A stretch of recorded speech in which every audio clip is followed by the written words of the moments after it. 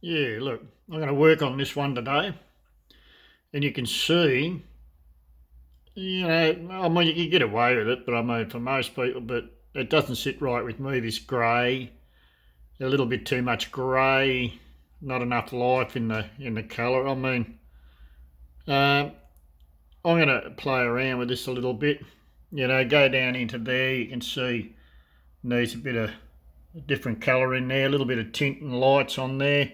Maybe a few more trunks, get rid of some of that thick trunk shit stuff.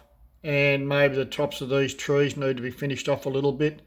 Down the back there, maybe even a tree reflection in there. And a little bit of area worked on here in this water, reflections and that. But, the painting's just made up of lights and darks. Basic colours, blue, red and yellow, you know. But that mixture of white that you mix into the mixtures is what gives you your tints and your values, your colours. And if they work okay, your painting's right. So it's not so much about an expert drawing. It's more to the idea of the colour, lights and darks, and the control of the white. And if you practice and you're doing that all the time, this stuff happens.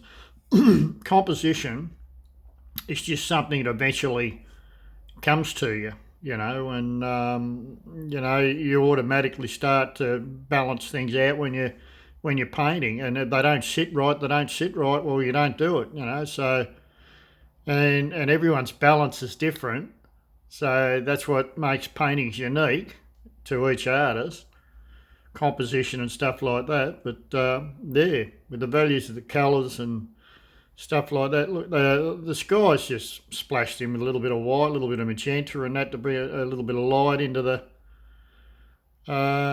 thing, ultramarine blue. I love using Pathlo blue, but you've got to be very careful of it because it can tend to be very, very overpowering very easy.